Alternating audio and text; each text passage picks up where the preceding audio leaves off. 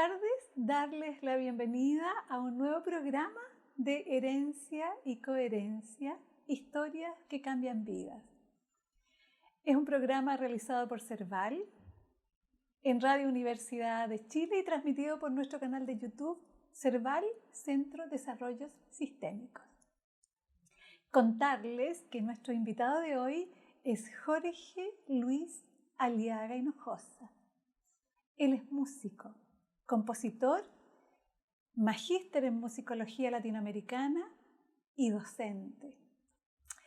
Como autor se ha dedicado a la composición para medios.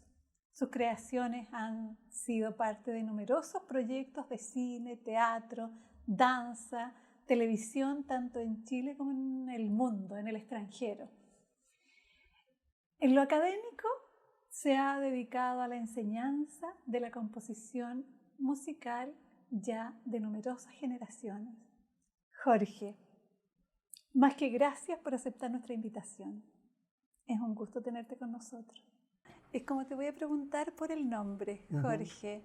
Sí, Jorge, bueno, Jorge es una larga historia porque tuve encuentros y desencuentros con el nombre, porque era un nombre que venía de mi padre y de mi abuelo. Entonces traía una herencia energética importante que en algún momento necesité despejar, digamos, ¿no? Dejarla de lado, divorciarme de la herencia. Divorciarte de la herencia. Claro, divorciarme de la herencia porque traía mucha dificultad de identidad. Me costaba encontrarme a mí al encontrar un nombre que estaba demasiado cargado de muchas historias que yo no conocía incluso. Y me sentía muy determinado a eso, a vivir una vida que parece no era la mía, sino que era la de mi ancestro. Perfecto. Y está bien, asumo la misión de responder a los designios, digamos, pero también quería saber quién era yo y saber despejar un poco y poder decidir quién quería yo que liderara un poco mi vida, digamos, si yo o mis ancestros, digamos. Y en ese sentido me divorcié y tomé Sanias en algún minuto y firmé con otra firma y firmé con otro nombre, que es Gratitud, Diana Bar. Perfecto. Y después ese proceso también terminó mágicamente cuando me falsificaron esa firma después de robarme una chequera en un restaurante. Y esa falsificación fue como el término energético de ese proceso.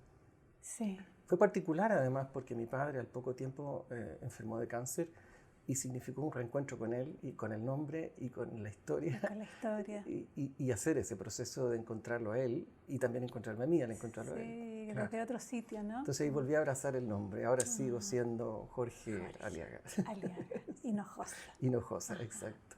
Bueno, y Jorge Luis además por herencia de abuelo paterno y materno. Jorge, abuelo paterno, Luis, abuelo materno. No, si yo era una zona de convergencia. Caí, claro, exactamente, una convergencia. Entonces créeme que me ha tocado un poco duro lidiar con esos ancestros. Sí, seguro. Sí. Y desde esa perspectiva, desde esos ancestros, es como, ¿cómo entra? Me dan deseo de preguntarte, ¿qué melodía traen? Fue muy tensional en su minuto, claro, de mucha incertidumbre, diría yo. Sí. Pero después se hizo muy luminosa. Sí, yo diría que a través del amor eso se llenó de iluminación, digamos. Yo creo que todo lo que podría haber, ¿cómo se podría decir?, recriminado a esa historia familiar, de alguna manera se alinea con el proceso de mi propio padre, digamos, cuando él necesita despedirse con todos también en su despedida, digamos, de alguna manera se encarga sin hacerlo consciente, yo creo, de alinear todas las cosas tensas que quedaban en nuestra historia. Perfecto. Y eso hizo que nos liberáramos básicamente en amor. Nosotros nos abrimos en mucho amor. Yo creo que mi gran aporte, tanto así fue que yo incluso tomé nivel 1 de Reiki porque quería que le doliera lo menos posible su cáncer y le hacía imposición. Y en ese contexto fue que sentí que ese amor había empezado a darme a mí una confianza muy importante. Y eso claramente redunda en mi oficio. O sea, mi oficio de la composición, que es un oficio vinculado a la magia de la creación, digamos, tiene que tener cierta conexión con la humanidad. O sea, uno no escribe, yo siempre digo, no es una tarjeta de Navidad de mí para mí, es algo que de alguna manera va a una audiencia, va a un otro, ¿no es cierto? Tiene que ver con una audición de un otro. Y en ese sentido, nosotros somos responsables de qué manera involucramos a ese otro. Entonces, cuando nosotros tenemos todavía una construcción egocéntrica muy fuerte en la composición, es muy difícil llegar al otro con una sanación o con alguna reparación o con algún tipo de trabajo que tú puedas sentir un aporte que va más allá de ti. Perfecto. ¿Y cuál es la historia del oficio que elegiste? Hoy esa historia es maravillosa porque, primero que nada, yo no me reconocí compositor, no me reconocí como compositor musical. Lo primero que yo hice fue caer determinado producto de una historia de un colegio que fue muy científico y con una familia que lo único que quería era un médico, digamos. Entonces yo terminé por una conducción convergente de la línea recta. Convergente, caí en una licenciatura en bioquímica en la Universidad Católica del Paraíso, donde yo al año yo ya estaba con una angustia depresiva brutal que me empezó a oxigenar porque me matriculé en el conservatorio de piano, empecé a estudiar piano en el conservatorio Giesior Handler de Viña, esto estaba en Valparaíso. Pero yo mucho más que ir a las clases de química orgánica, yo prefería estudiar piano y andaba paseando por los cerros de Valparaíso haciendo croquis, ¿me entendí? Me juntaba con amigos arquitectos que estudiaban arquitectura y hablábamos de arte y hablábamos de otras cosas. Y yo en una rebeldía absoluta, además de salir de la burbuja de la casa y encontrarme con quién era yo, digamos. Era una época, además, eran los 80, era una época del boom del movimiento del rock argentino, había toda una sensación como de efervescencia y de apertura. Sí. Entonces, en ese contexto, tuve la suerte de que mi familia me otorgó la posibilidad de salir y quedarme allá. Es decir, no volver y encontrar qué fuera lo que yo quería hacer. ¿De quedarte dónde? Quedarme en Valparaíso, sin volver a la ciudad donde yo nací, que es Rancagua. Ah, naciste en Rancagua. Claro, yo nací en Rancagua, claro. Y pude tener esa beca, como decir, familiar, de poder disfrutar de ese ocio de medio año, un año, en donde yo indagué e investigué hasta que llegué. Seguí profundizando en el piano. Pero sabes tú, Susana, que lo primero que yo descubrí es que yo tenía una relación sensible con el entorno y en ese contexto me sentí más bien artista que compositor. O sea, sentí que me importaba mucho ciertos detalles, observaba mucho la simetría, observaba mucho también las situaciones sociales, observaba la gente y todas esas informaciones a mí me llegaban en alguna manera. Y yo necesitaba de alguna manera tratar de traspasarlas con alguna herramienta. Entonces yo incluso tenía una herencia mucho más vinculada al arte. Yo era el alumno regalón del profesor de arte del colegio, o sea, fui la frustración de él que quería que yo estudiara arquitectura sí o sí, digamos. Yo me matriculé a la licenciatura en artes de la Católica, nunca fui a darla, pero yo pintaba para ir al arte, digamos, con toda mi historia personal, familiar. Y lo sigo practicando hasta el día de hoy, o sea, tengo habilidades en el diseño y me sigue gustando siempre la cosa artística.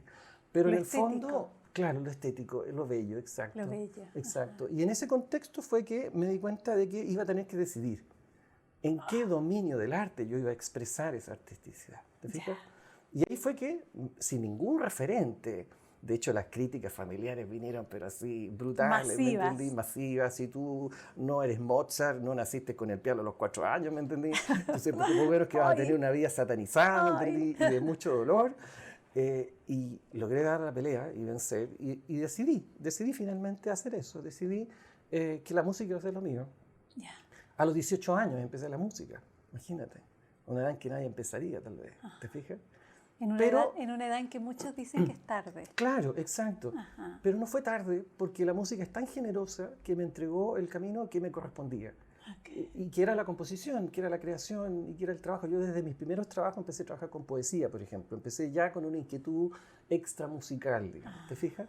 Eso hizo crisis, además, en mi examen de título, cuando yo tenía que hacer mi tesis y llegué... ¿Y qué entraste a estudiar? Licenciatura en música, la Católica del Paraíso, claro. Pero en esa época y en esos años y en ese lugar estaba muy dominada por un centro de un compositor nacional, ¿no es cierto?, que tenía una especie de escuela en todos los docentes que daban clases en esa institución. Entonces estábamos muy influenciados hacia la composición, siendo una licenciatura en música, digamos, que uno dice va a estudiar para profesor o para otra cosa. Era en el fondo una licenciatura en composición encubierta. Y teníamos composición desde el primer año incluso, o sea, ya había un trabajo de 4 años, era fuerte. Entonces, bueno, y yo llegué a mi tesis y claro, y llego a los 8 compases de mi primer trabajo de tesis final y adivina quién escucho. Escucho a mi profesor en la composición, no me escucho a mí. Y eso me hizo una crisis brutal. Y en ese minuto yo me paré y me fui, le dije mucho gusto, gracias por todo, pero este no soy yo, este no es mi camino. Claro, este no es mi camino. Entonces yo lo que necesito es encontrar ese camino. Y ahí vino un vía crucis que duró un año. Empecé a tener amoríos con el teatro, empecé a hacer música para teatro, hasta que mi familia se apiadó de mí y me encauzó con una beca familiar y me mandaron a Francia. Yo en mi tesis de grado había entrevistado a un gran músico nacional de música para cine, el compositor de Raúl Ruiz, Jorge Regá, que vivía en Francia. Y a Jorge le dije, dame alguna posibilidad, contactos, que sé yo, para poder hacer ese estudio, digamos, ese trabajo. Porque en Chile cero posibilidad de estudiar música para cine, además, que era muy específico. Y él me hizo el contacto, y con su hermano, a través de su hermano que estaba en París, Sergio, hicimos esta relación y me fui a estudiar a Francia. Ahí se produce, corrígeme si me equivoco, ahí se produce la convergencia entre la música, la imagen. Exacto. Y la poética. Pero ahí comienza el viaje, diría yo. Ahí comienza el viaje. Claro, porque yo había vivido un proceso de formación muy inseguro. La formación musical en Chile hasta esa época, y yo creo que no ha cambiado tanto hoy día, no potencia tanto la autoría, el viaje de la identidad, la audición del otro, la audición del alma del otro, ¿te fijas, no? Los patrones, la repetición de patrones, las estrategias, las técnicas, la inmediatez, son cosas que son muy habituales hoy día, digamos, en el presente. Entonces, es muy difícil encontrarse con maestros a veces. Y yo había tenido ese problema, que no había tenido alguien que escuchara lo que yo pudiese tener que decir, ¿te fijas, no? Sí. Y ese proceso se abrió en Francia. Ahí yo entré con un maestro, Patrice Mistral, ¿no es cierto?, que además él había tenido una formación en composición contemporánea en el Conservatorio de París, pero también tenía amoríos con el jazz, o sea, tenía un lenguaje súper extraño y bien muy especial. Las clases en su casa eran una fiesta, porque partían cada 2 semanas a las 9 de la mañana, él te recibía con la resaca, digamos, y en pijama y con el gato encima del piano, te ponía una tabla de queso y la clase terminaba a las 4:30 tomando vino en el bistró de la esquina, o sea, almorzábamos con él, era todo el día con él. Convivían. Claro, convivíamos, y era una relación de maestro-alumno, o sea, eso es algo que no está tan vigente hoy día, ¿te fijas? Sí. No es ir a una universidad a tener asignaturas, sino que simplemente tú tenías una relación así de íntima. Como de taller, ¿no? Era religioso. Tú tenías que, si no hacer la tarea a cada clase, porque era casi una falta de respeto no llegar con tu trabajo, digamos. Perfecto.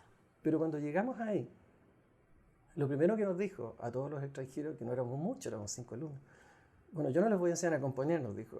Yo doy por hecho que ustedes son compositores. Entonces, en ese minuto, él, con un acto de magia, ¿me entiende? O sea, psicomágica completa, digamos. Sí. El tipo va y nos pone una espada de Excalibur, no sé, usted ya es. Haga. ¿Te fijas? Y eso fue algo que fue una bendición con el tiempo. Porque en ese minuto, yo la semana siguiente llegué con 2, 3 partituras orquestales que yo en la vida había escrito, digamos. ¡Qué lindo! Y estaban ahí. Sí. Y estaban ahí, ¿te fijas? Es como que él abre un portal. Abre una puerta, simplemente, ¿te fijas? Y él, yo te diría que él cumplió su promesa, porque él dijo, yo no les voy a enseñar a componer. Y nosotros nos mirábamos y nos decíamos, pero nos dimos en medio viaje, mi familia está rompiendo todos los chanchos para estar aquí. Y tú me dices que no voy a enseñar a componer. No, yo lo que les voy a enseñar es a componer para imagen. Y lo que nos enseñó a él fue a mirar el cine de manera musical. Esa fue la bendición de él. Perfecto. Entonces nosotros empezamos a entender musicalmente el cine. Y él era muy esteta con eso. Además era una época, estamos hablando de los 90, o sea, de la época en que no habían computadores. O sea, él cuando te revisaba las partituras te las ponía manuscritas en el piano y tenía un VHS en la esquina y él, como en el pianista mudo, se ponía a tocar tus partituras orquestales mirando la partitura y el VHS, ¿te fijas, no? Y nosotros alucinábamos porque el tipo se iba a grabar a Praga, ¿me entendí? Con la orquesta de Praga. Y era una época en que no había grabación a distancia ni nada, así que él viajaba, ¿me entendí? Aparte que vivía procesos súper frenéticos de componer en las últimas 2 semanas de su deadline, ¿me entendí? En su cabaña de los Pirineos, y llegaba con todas las partituras, grababa, pero para nosotros era una tremenda fiesta cuando él volvía, con las grabaciones de Praga, en unos cassettes digitales, o sea, ni siquiera habían CD, eran los DAT, y llegaba con las grabaciones y las partituras, nosotros éramos como así. O sea, como alucinante. O sea, como claro. Entrar en otra realidad, ¿no? Sí, yo diría que la experiencia de París fue un regalo del alma, sí, pero en construcción de persona, de identidad. porque esa libertad además de estar tan lejos, de ver nevar, qué sé yo, en diciembre, cosas tan bellas que uno nunca había vivido, digamos, de manejar otro idioma, de relacionarse con otro mundo. Además yo tenía la suerte que vivía en la ciudad universitaria, que está en el 14º, y que es una ciudad donde hay casas de todos los países. Imagínate cómo eran esos fines de semana, o sea, fiesta en la casa de Grecia, fiesta en la casa de México, fiesta en la casa del colegio neerlandés, o sea, había fiestas por todos lados, digamos, pero había un espíritu de internacionalidad y como de encuentro, de ¿no? encuentro, claro. Entonces todos nos potenciábamos, habíamos muchos amigos chilenos, la mayoría de ellos eran becados en neurociencia y en muchas cosas muy complejas, digamos, pero yo era el único como artista del grupo, digamos, que hacía algo distinto, que cantaba en el coro, qué sé yo, de la y tan complejo como la neurociencia. Y tan complejo, claro que sí. Entonces yo te diría que la experiencia de Francia tuvo un punto después muy bonito porque todos tenemos en la vida esa sensación y necesidad de seguir estudiando, ¿no es cierto? Cierto. Yo estuve 2 años ahí y dije yo voy a seguir estudiando y voy a ir al Royal College of Music de Londres, dije ya. Y fui para allá. Esa fue una opción que fue una tomaste opción. en algún Claro, punto, claro, ¿no? porque ellos tenían una carrera más formal que la relación que yo había tenido con mi maestro. Perfecto. Era una carrera formal de 4 años, con asignaturas, o sea, con una estructura de malla, por así decirlo, que parecía una carrera universitaria, digamos. Y no esta cosa como de ir al taller con el docente, que finalmente era muy bello, era más bello eso en todo caso, ¿eh? Y bueno, llegué allá, quería conocer además Londres, y tomé el tren, ese que va por debajo, ¿no es cierto? Y bueno, todo eso. Y bueno, hice la entrevista con el director de la carrera y nos juntamos, me acuerdo, en el casino del Royal. Él me mostró igual el lugar, que es maravilloso. O sea, lugares donde había tocado John Williams, que yo, Michael Cavan, gente que muy, muy reconocida en el oficio. Bueno, cuento corto. Él mira mi currículum y me dice, ¿por qué quieres seguir estudiando? Si tú ya tienes 4 años de estudio, si tú ya tienes estos 2 años en París, ¿por qué quieres seguir estudiando 4 años más? Si tú lo que tienes que hacer es volver a tu país y trabajar, tienes que ir a buscar a tus directores, digamos, tienes que ir a encontrar a los directores. Y ese fue el segundo sablazo, que me dijeron, ¿estás listo? Estás listo, o sea, tienes que ir a trabajar. Y eso delimitó y demarcó el que yo volviera a Chile, digamos. A partir de ahí volviste. 98, claro. Y volví en un año en que no había nadie que hubiese tenido una formación académica en el tema que yo había estudiado. Entonces volví liderando mucho, por muchos años yo era como el profesor Arroz, así que estaba en todas las escuelas de cine o de audiovisual haciendo este ramo de música para cine, de estética musical para el cine. Porque no había nadie que tuviera una formación y en este país, en esos años, quienes cultivaban el oficio tenían mucha más relación desde la publicidad, habían tenido una relación muy distinta, no tan vinculada a lo artístico del oficio, sino más bien vinculada al oficio en sí mismo, digamos. Y con mucha, te diría, vinculación, como digo, al mundo de los comerciales, digamos. Claro, entonces es potente eso porque finalmente es como que el director te dice algo así como encuentra a tu maestro interno y anda a liderar otros grupos, ¿no? Como vuelve a tu país. Es como eso, sí, exacto. Potente. Fue lo que me dijo mi padre en ese minuto, la típica frase que se dice, no es mejor ser rey en otro lugar, digamos, que es donde se necesitaba.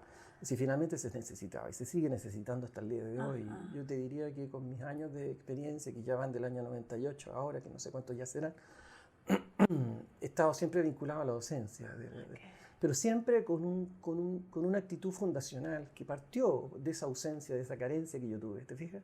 De tener un maestro que te acompañara, que te escuchara, que te guiara, ¿me entiendes?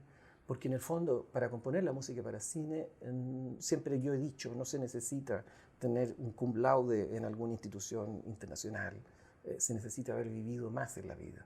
Y los grandes errores que uno puede encontrar, que no son errores, que en mi oficio no se llaman errores, se llaman, podríamos nombrarlo como estrechez de mirada, o una mirada más bien limitada, o que no es amplia, digamos, que no es conocedora. Eso produce que el estudiante no tenga mayores opciones para tomar decisiones. ¿Te fijas? Cuando tu mirada no es tan amplia, siempre empiezas a trabajar con los clichés, empiezas a trabajar con las referencias, empiezas a trabajar con cosas que no te hablan, digamos, en la necesidad que ellas tienen, de las cosas que necesitan. La estructura de la composición para cine necesita el proyecto siempre, primero que nada, llama a su compositor. Eso siempre es así. El proyecto siempre llama a su compositor. Sí. Y hay que estar muy atento para saber si eres tú o no. Por eso que yo no confío cuando un compositor busca obsesivamente un proyecto, quieren entrar a un proyecto, porque los proyectos te llaman. O los proyectos te sacan también. Me ha tocado proyectos en donde yo he tenido que decir, después de haber compuesto 15, 20 minutos de música, oye, yo no soy la persona del proyecto, tiene que ser otra persona, ¿me entiendes o no? Sí. Tienes que cederlo, pero tienes que escucharlo, digamos, que tienes que saber escuchar eso. Ahí me surgen como dos asociaciones, a ver si. Jorge, la relación entre la técnica y la creación. Uf, claro, es que la técnica siempre va a ser un riesgo, porque hoy día la técnica se entiende como receta en algunos casos, ¿te fijas? Es el problema. La técnica pasa a ser una receta y los alumnos a veces te piden la receta, ¿te fijas o no? Y uno puede desarrollar técnica, pero la técnica es letra muerta si yo no tengo claro cuál es el punto de vista. El gran desafío de la formación de alguien que quiere dedicarse a la música que tenga algún beneficio para un otro es poder tener un punto de vista. Que tú tengas un punto de vista significa que tú sabes reconocer cuál es la necesidad del objeto y conoces la forma de poder resolverlo de la mejor manera, digamos. Entonces, por eso es que este oficio es súper demandante en términos de una autoformación periódica, porque esa necesidad tú la puedes resolver con cosas que no necesariamente son parte de tu lenguaje. ¿Te fijas? Genial. Entonces tú tienes que estudiar muchas veces los lenguajes que te tocan trabajar. Me ha tocado proyectos en donde he tenido que escribir música dodecafónica y yo no tuve formación dodecafónica, ¿me entiendes? ¿No?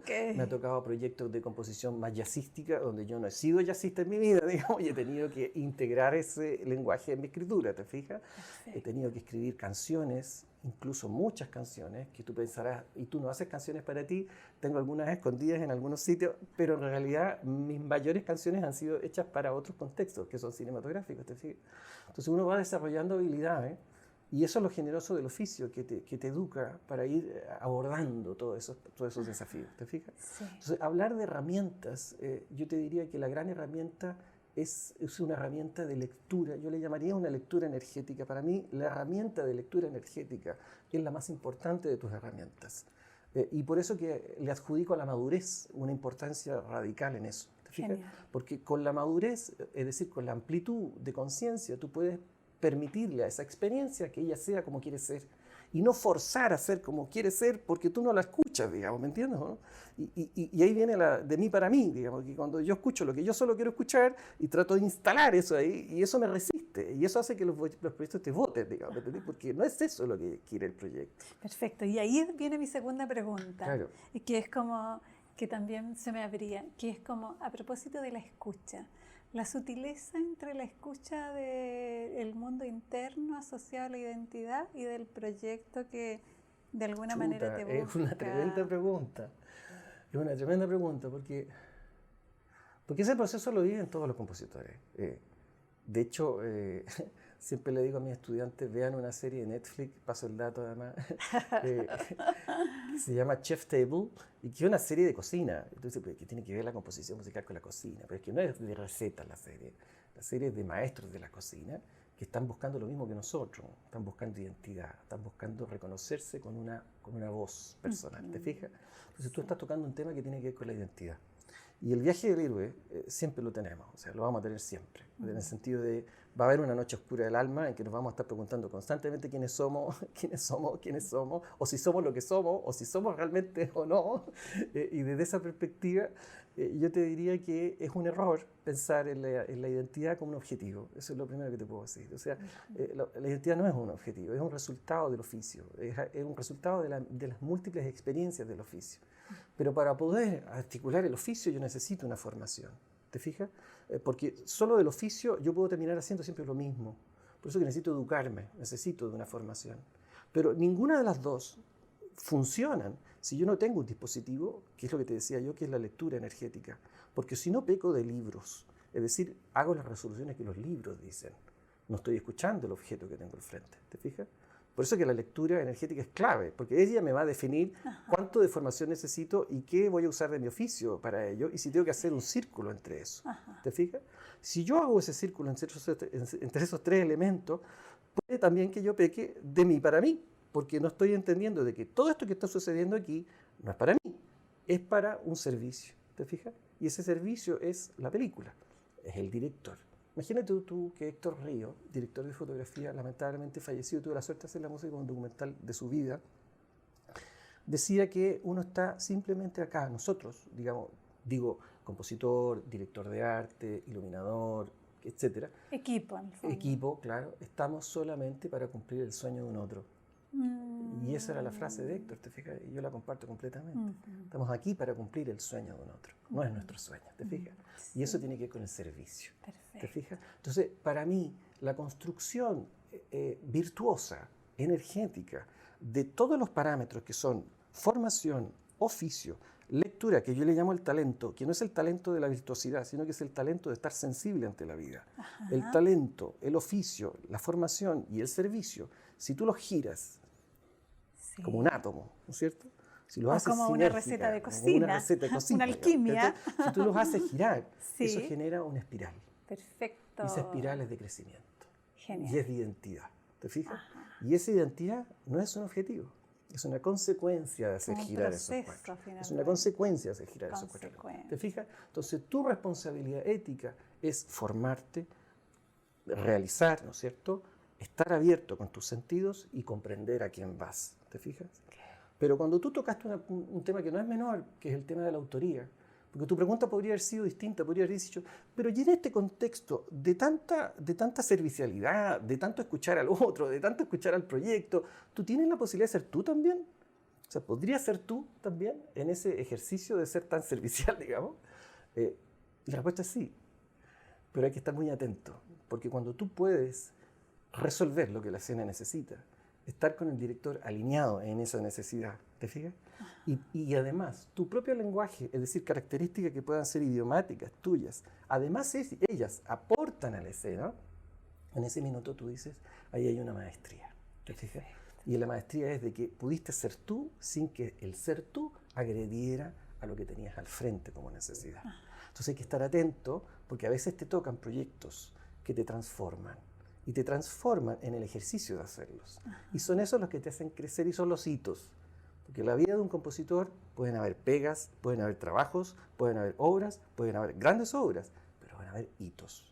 Y con suerte te va a tocar uno en la vida o dos en la vida. Porque son trabajos que hacen que tú termines distinto de cómo empezaste. Yo tengo un hito muy bonito que viví, que fueron los 100 años de la comunidad Schoenstatt en el mundo, en el año 2014. Que me tocó hacer la música de las visuales. Y era un encargo de arriba, digamos. O sea, el director era la Virgen María, digamos, eso te quiero decir. Entonces, cuando a ti te llegan una convocatoria de ese tipo, creativa, tú sientes que algo empieza a alinearse en ti. Y que tú por primera vez te sientes un conducto, un canal. ¿Te fijas? En donde tú sientes que te están acompañando. Yo nunca me voy a olvidar cuando hice una música que se llamaba Joseph. Yo lloraba, fíjate, porque sentía la mano de alguien más junto conmigo.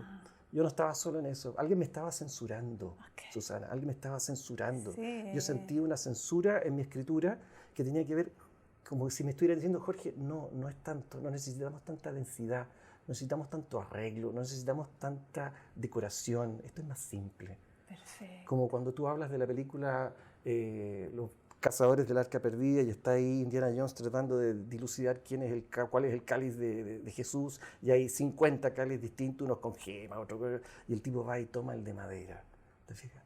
Porque era el más austero, el más humilde, el más simple, ¿te fijas o no? Eso me pasó en ese proyecto. Tuve que estar constantemente dejando el cáliz con gemas a un lado y tenía que siempre volver al cáliz de madera. De madera. ¿Te fijas? Claro. Lindo. No, esa experiencia fue llena de sincronizaciones. Sincronizaciones que tienen que ver con cómo poder escuchar que tú estás convocado a ese trabajo. ¿Te fijas? ¿No? Que tú estás convocado a ese trabajo. Y cuando tú sientes eso, tú te dejas ir. O sea, te dejas ir. Estás en las manos de otra persona. ¿Te fijas? Y es un regalo, es una bendición. Aparte, yo en ese proyecto no cobré, imagínate, honorarios, porque era la primera vez que yo iba a grabar con una orquesta, de verdad. O sea, a mí me financiaron un viaje a Berlín a grabar con la Babelsberg Orchestra, Orquesta, digamos, ¿me entendés?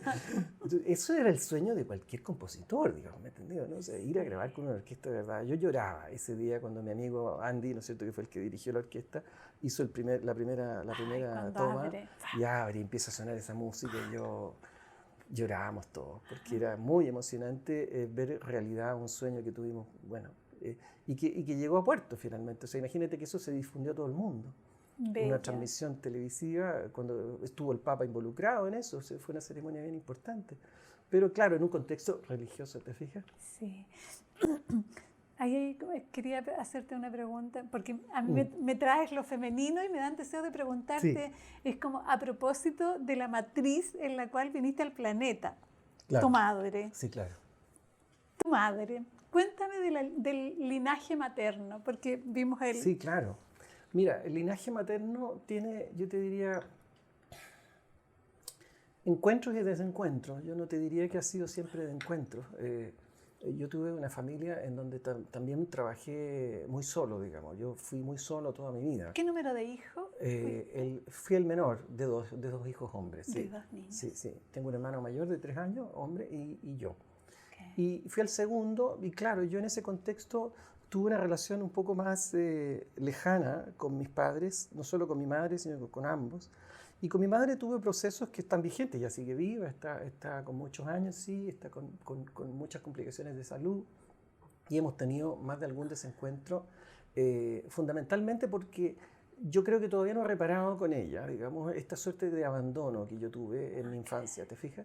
Y es un abandono que sucedió por las responsabilidades laborales que ella tenía, ¿te fijas? Ella estaba con mucho trabajo, entonces yo no podía compartir y me crié mucho más cercano a un territorio muy femenino, como dices tú, de mis primas, que eran 4 mujeres, imagínate, y yo era como la quinta prima.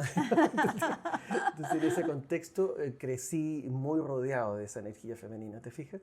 Pero muy solitario además. O sea, yo era de los que armaba una cajita con cosas de cartón y me ponía al lado de la ventana de noche a hablar con los extraterrestres que estaban en la luna, digamos, ¿me entendés? O sea, esa era mi comunicación con el mundo, ¿me entiendes? ¿No? Entonces en ese contexto fui muy independiente y autónomo desde chico, diría yo. Y con ella yo tengo tal vez todavía pendiente esa reparación.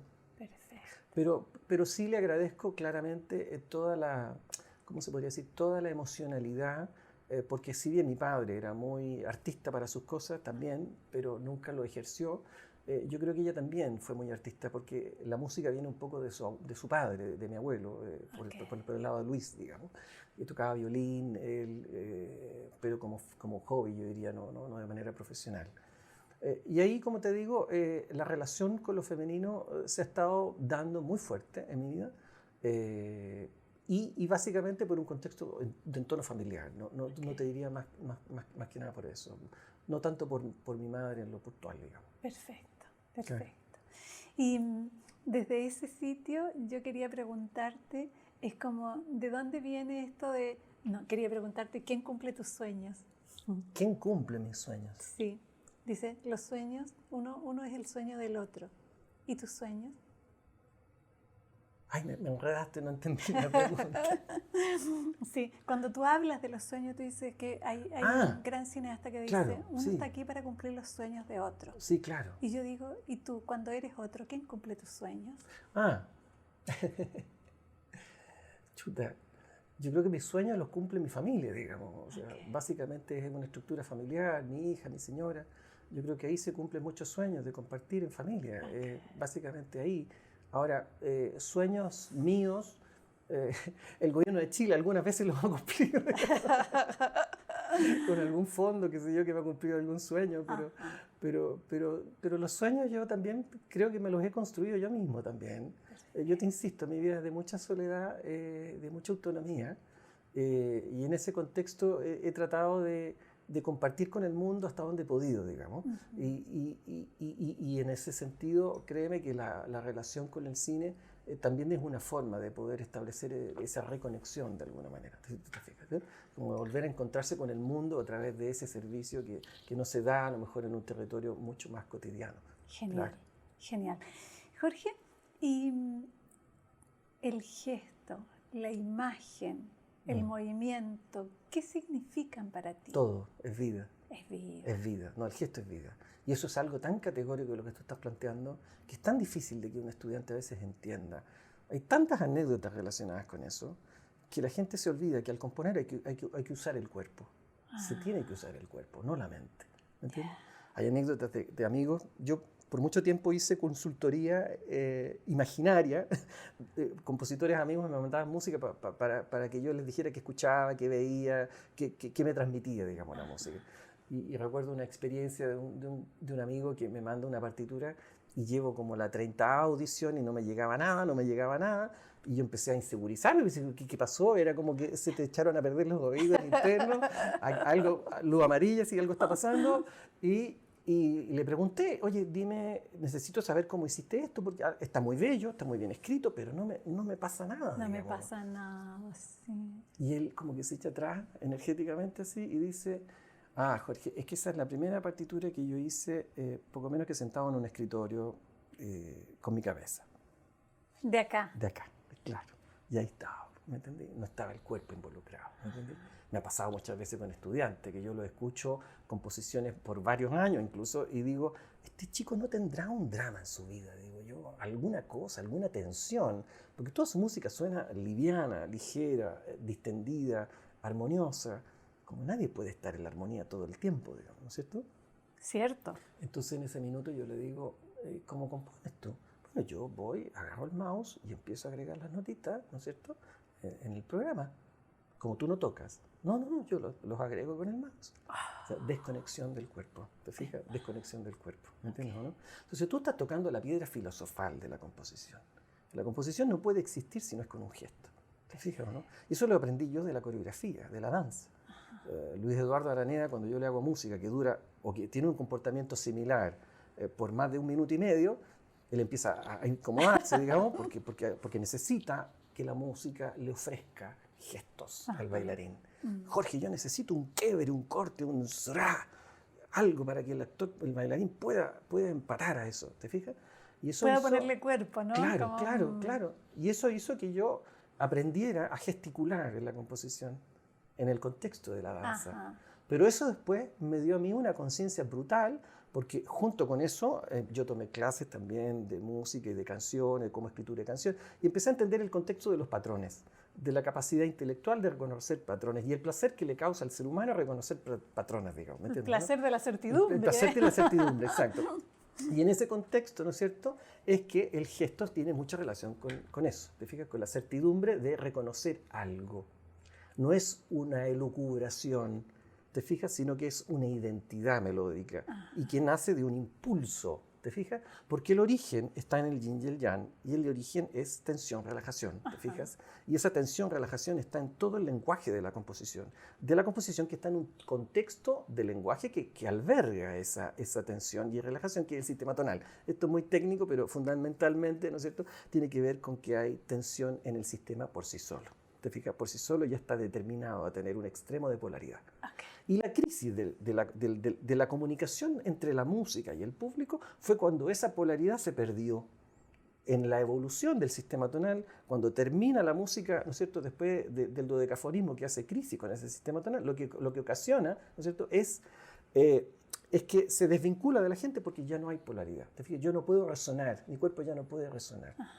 ¿Por qué yo necesito tanto la polaridad?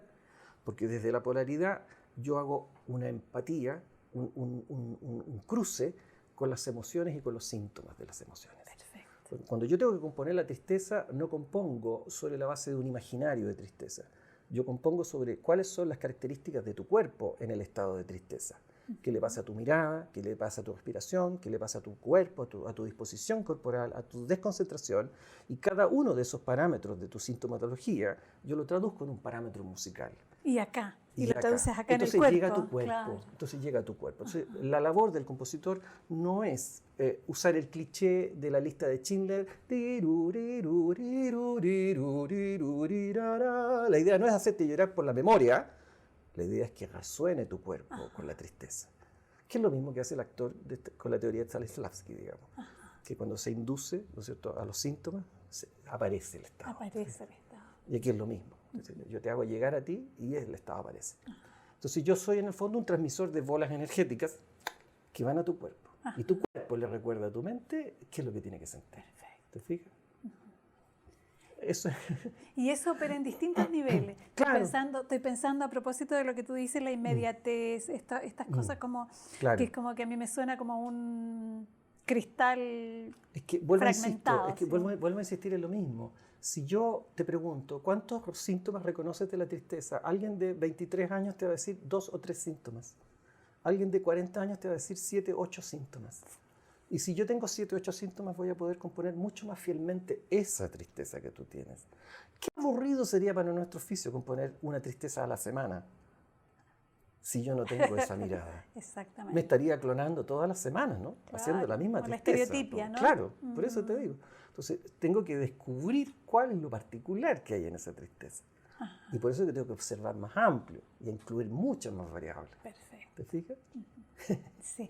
Jorge, y esto de la soledad del creador, que es como te fuiste a Francia, encontraste un maestro, otro maestro de Londres te dice que vengas y cruces para encontrar otros maestros, y acá te encuentras sin maestros y te transformas en maestro. Y este devenir más en soledad. Cuéntame un poco sobre eso. Mira, yo creo que logra alimentarse de los brillos de los estudiantes cuando ven que se conectan entre sí. Perfecto. O sea, yo no estoy solo en el sentido de que siento un estado de vinculación fuerte cuando veo que ese estudiante logró entrar en el lugar donde tenía que entrar. ¿Me entiendes? Pero esa fue una frustración de muchos años de mi vida, porque yo tenía una obsesión de que quería que todos llegaran a ese lugar. Y trataba de pulsarlos a entrar a ese lugar, ¿te fijas o no? Y la vida me enseñó en un minuto a que eso no podía suceder, de que yo tenía que respetar esa velocidad, y eso ocasionaba que a veces me llegaban llamados telefónicos después de 2 años, profe, ahora sí que entendí, porque habían otras velocidades, ¿te fijas? Entonces había que saber respetar también la velocidad de cada uno. Algunos iban a poder escuchar, otros no, digamos. Pero también he tenido que lidiar mucho con estudiantes que resisten a mi formación. Y resisten porque, claro, ven al frente a alguien que tiene muchas, comillas, capacidades, digamos, para poder leer un fenómeno y una experiencia, ¿te fijas o no? Entonces, a veces uno queda parado como que lo que uno expresa es la verdad, ¿te fijas o no? Entonces, uno tiene que estar constantemente repasando, recordando que no es la verdad, es una verdad. Digamos, entre tantas otras. Entre tantas otras, ¿me entendés? Y eso cuesta mucho, hay mucho de pontificación en este oficio también. Entonces hay uno que hay que estar muy alerta, uno tiene que estarse haciendo autoexaminación periódica también, ¿te fijas o no? Cuando yo viví un proceso de encuentro conmigo, que fue producto de las relaciones afectivas que me hicieron ver que yo estaba en un estado de no sanidad, ¿te fijas? Y empecé a consumir sanidad, pero como profesional, digamos. ¿Ya? O sea, hacía talleres de Reiki, hacía TTS, hacía, qué sé yo, imanes, flores de Bach, lo que se te ocurra, digamos. O sea, consumía todo lo que pudiese, hasta biodanza, ¿sí? Bueno, poco menos que me tenía que vestir de blanco ya después de todo ese proceso, digamos. Perfecto. Pero fue muy bueno porque pude encontrarme con mi sombra, y eso fue lo más bello de ese proceso. Haber llegado a tocar fondo de no poder mirarte al espejo, ¿te fijas? De lo sucio que tú te ves, ¿te fijas? Mirarte al espejo y ver lo sucio que tú ves, que ni siquiera puedes mirarte al espejo, ¿te fijas? Y tener una terapeuta que te dice, Jorge, yo no conozco a nadie que se haya sanado sin estar donde tú estás ahora.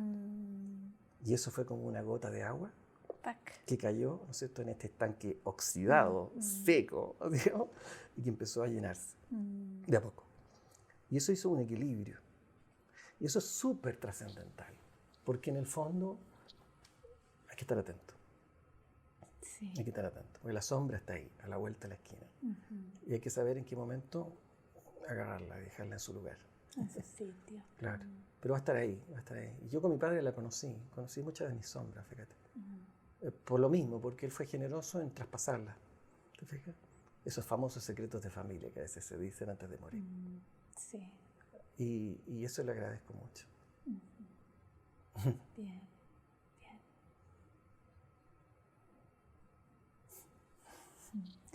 Y hablando de tu padre, tu relación con la muerte, al menos en este plano, ¿cómo es? No, él sigue vigente, él está acá, claro. Sí, él está acá. Él me enseñó... No sé, Es como la pérdida del cuerpo. Así hicimos como... una broma nosotros antes de que muriera. Le dije yo, bueno, tú te vas a ir, ya todos sabíamos que iba a morir, y él también. Avísame si hay otro lugar, le dije yo. Háblame. Y me habló, y me habló. Me habló desde la numerología, fíjate. Perfecto. Empezó a hablar con los números.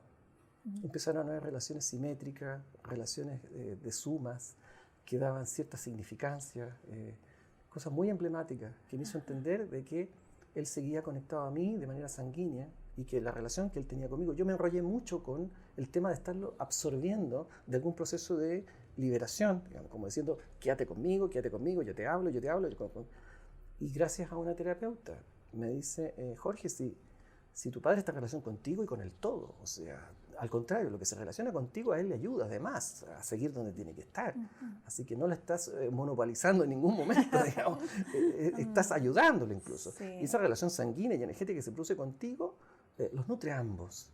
Y desde ese minuto sentí como en un lugar positivo este vínculo con él, digamos, que por un momento lo sentía como que lo estaba yo egocéntricamente tirando para acá, tirándole las patitas, y vente para acá.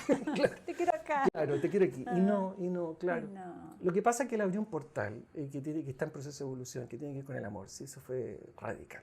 Eso fue radical. Yo no reconozco un torrente de amor más fuerte que el que yo le pude entregar en esas 2 semanas que él se relacionó conmigo antes de irse. Yo no reconozco haber vivido esa experiencia tan intensa, tan distinta, tan distinto a lo habitual. Tan distinta a lo habitual. Sí. Sí, él está. A veces que se pierde, pero está. Sí, habla, yo lo escucho. Sí. O sea, yo sé que hay cosas que yo viví. No hay anécdotas, pero no tiene mucho sentido tal vez contarla, pero que a veces él me habla a través de canciones. A él le gustaba mucho My Way de Frank Sinatra. Me acuerdo que el momento en que realmente lo despedimos fue cuando yo llegué con una radio, toca disco, y el disco de Frank Sinatra, ¿me entendí? Y uno de los miembros del velorio me dice, ¿pero qué vas a hacer? Así como, ¿cómo se te ocurre a poner música aquí? Y yo le digo, no, si yo no voy a poner música, yo voy a hacer un homenaje. Y puse My Way de Frank Sinatra. Y en ese minuto él se fue. O sea, en ese minuto, en el velorio, en realidad él se Tomado fue. De la ruta se fue. En ese minuto él se fue. ¿Te fijas? Y todos lloramos, pero así desconsoladamente, porque era su canción y era su estilo de vida además, y fue como quiso morir también. Si él no nos quiso decir a nadie que estaba enfermo. Entonces fue bello porque se transformó esa canción en su espíritu finalmente. Y la vida me la hizo hacer aparecer en muchos momentos mágicos. Muchos momentos mágicos. Un violinista en la calle a veces la tocaba en momentos que yo estaba tomando decisiones importantes y cosas así. Sincronías de ese tipo. Sincrónicamente.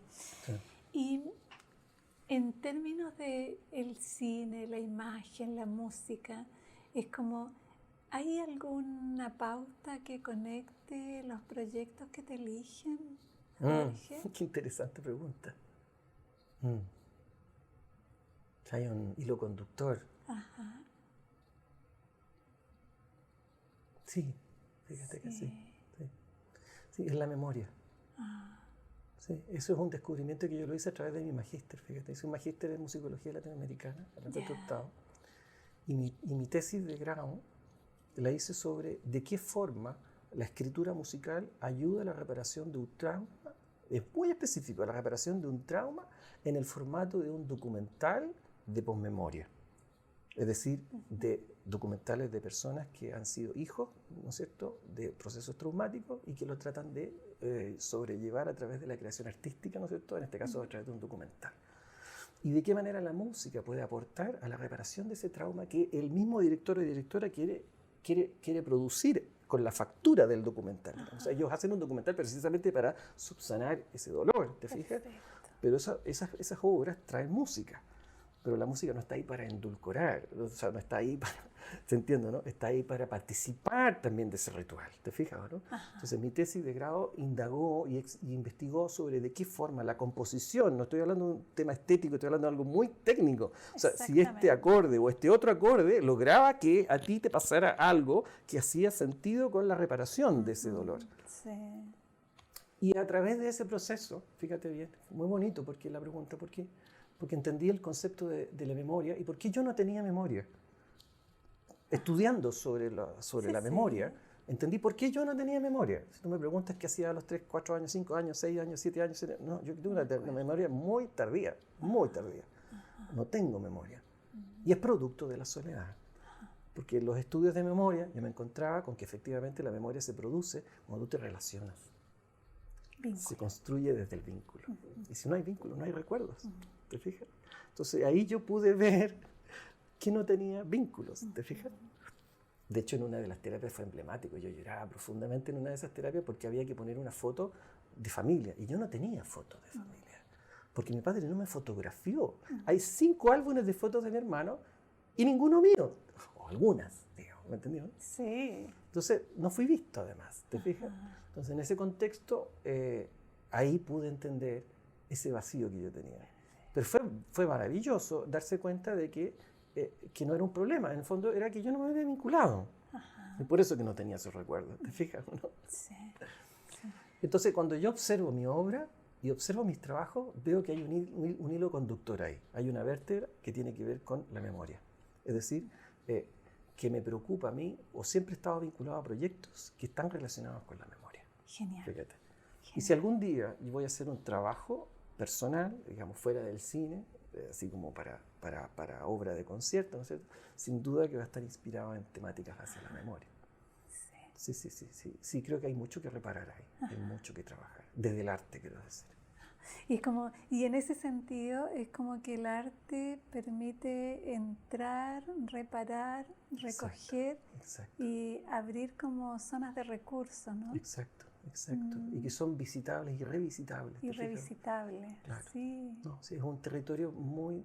Y no estamos hablando de musicoterapia, ¿te fijas? No estamos hablando de música que está pensada desde otro lugar. No. Estamos hablando desde cómo una experiencia logra sublimar y logra ayudarte a entender y a dejar de estar en el acting out, que le llaman, que es esta cosa como de estar en el sufrimiento periódico. Claro, como la victimización. ¿No? Exacto. Y desde esa perspectiva es como la creación emerge desde como un recurso tras la herida, ¿no? Como sí, claro. Eso estoy entendiendo. Sí, sí. Me parece súper precioso. Sí, porque eso es conexión. Eso es conexión. Eso es conexión. Coherencia, conexión. Conexión, ¿me entiendes o no? Hay que estar lejos del ego. Este es un oficio que no es para eso. O sea, yo no lo vivo así. Yo no lo viví nunca así. Yo creo que siempre, y tú has tocado algo que a lo largo, si yo mirara el video de esta filmación y lo volviera a mirar, me daría cuenta efectivamente de que mi proceso con el cine también es reparatorio para mí, ¿te fijas? Dentro de mi propia estructura personal. Genial. Que fue lo que me tocó vivir finalmente.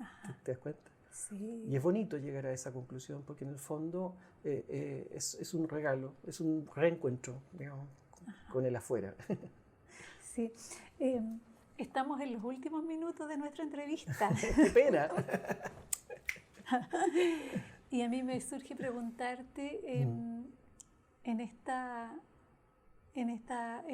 este recorrido tu relación con el vacío. Es que el vacío... El vacío de tiempo, el vacío. Cuando tú me dices vacío, yo pienso en la partitura en blanco. Pienso en el minuto 0. Pero también pienso en la noche oscura del alma, que también es un tipo de vacío. La ausencia de piso, la ausencia de norte, la ausencia de luz, también la veo como eso. El vacío es como también el todo, porque todo puede ser, digamos, también tiene que ver con eso, ¿no es cierto? El vacío también es un poquito el todo, porque en el fondo es interesante lo del vacío, porque muchas veces que los estudiantes o uno mismo vive bloqueos, ¿te fijas? Vive bloqueos creativos, como que no fluye nada, ¿te fijas? Y no fluye nada cuando todas las opciones son posibles, ¿te fijas o no? Cuando tú no tienes claro qué es lo que quieres hacer, no fluye, ¿te fijas? Porque tienes demasiadas opciones, todas son posibles. Y cuando todas son posibles, que como que se agolpan y ninguna entra, porque son todas posibles. Digamos. Se quedan en la puerta, claro, así claro. todas. Entonces el vacío tiene ese peligro. Todo proceso creativo necesita de una investigación, ¿te fijas? Que pueda determinar con qué variables voy a jugar, digamos, ¿se entiende, no? Y en ese sentido el vacío no es un buen amigo, ¿te fijas? De la composición y de la creación, porque en el fondo te abre todas las posibilidades, ¿te fijas? Te abre todas las posibilidades. Ahora, el vacío también tiene que ver con la posibilidad de la generación espontánea. Y yo creo que eso también me gusta como vacío. O sea, el vacío también es una oportunidad para que algo que no sabemos qué es, brote por sí solo, digamos. O sea, si tú me preguntas de dónde nace el gesto creativo, nace del vacío, digamos, básicamente de un vacío. El problema es que ese gesto, al estar en un contexto de vacío, nace desinformado, ¿me entendí? Entonces puede ser cualquier cosa. Puede ser cualquier cosa. Claro, sí. Y ahí, y esto prometo que termino, me surge esto de la elección, de la libertad. La libertad de la elección. Uf. Es que para poder elegir hay que ver. Para poder elegir hay que ver cuáles son las opciones donde elegir. Si no te lanzas y no sabes a qué no te lanzas. Okay. Claro. No, yo creo que la elección es un gesto de madurez que tiene que ver con la conciencia de saber dónde estás y cómo estás. Genial. Tú puedes elegir, sí, tú puedes elegir, pero las variables que tienes para elegir están determinadas por tu contexto. Y si tú no ves tu contexto, no vas a poder elegir. Es muy importante. De hecho, la creatividad está asociada a la elección. ¿Te fijas? Porque tiene que ver con cómo voy a conjugar esas variables que voy a elegir. ¿Te fijas? Y de la manera en que las voy a alternar, porque yo puedo elegir una escala, pero mi creatividad dice que le voy a cambiar una nota porque eso va a hacer una diferencia en lo que yo voy a hacer, ¿te fijas o no? Entonces yo puedo elegir, pero hay una creatividad en el ejercicio de elegir. Y la creatividad me decías que tiene que ver con el cuerpo. Exacto, ¿te fijas? Entonces yo no veo una posibilidad, a ver, cuando tú no tienes una variable, una realidad de contexto, tu elección está un poco sesgada, ¿no es cierto? Está un poco sesgada y está determinada a no ser necesariamente efectiva o asertiva hacia donde debe ir.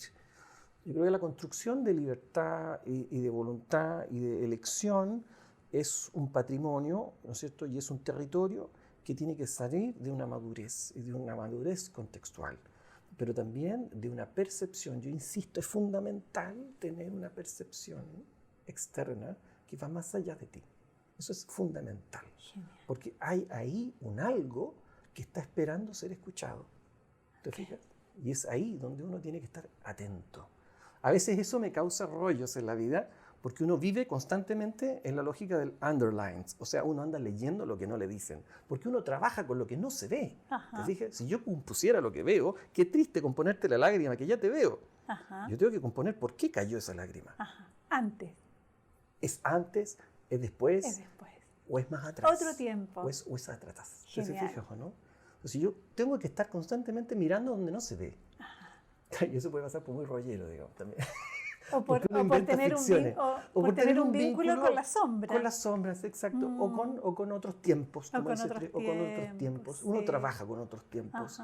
Porque en el fondo el gran rol de la música para cine es complementar, no es mostrarte lo que veo. No es en el reality de la tele que el personaje del reality se pincha el dedo y se escucha Camina Burana, me decís, ta, ta, ta, ta, y el tipo solo se pinchó el dedo, ¿me entendí? Esa es la exageración, la redundancia, la obviedad. Esas cosas son las que de ahí nos arrancamos, son nuestros grandes enemigos. ¿Te fijas o no? Nuestros grandes desafíos son trabajar con otros tiempos, que es muy bonito como lo planteaste. Uno trabaja con otros tiempos. Otros tiempos, sí. Con otros espacios y otros tiempos, que son coherentes, pero son profundidad, son profundización de ese presente. ¿Te fijas? ¿No? No están desconectados de ese presente, son colindantes. Exactamente. ¿Sí? Y volviendo a este tiempo, agradecerte, Jorge. Muchas, muchas gracias por este precioso viaje. Gracias a ti. Por los laberintos de los vínculos. Gracias. Eso, gracias. Gracias a ti.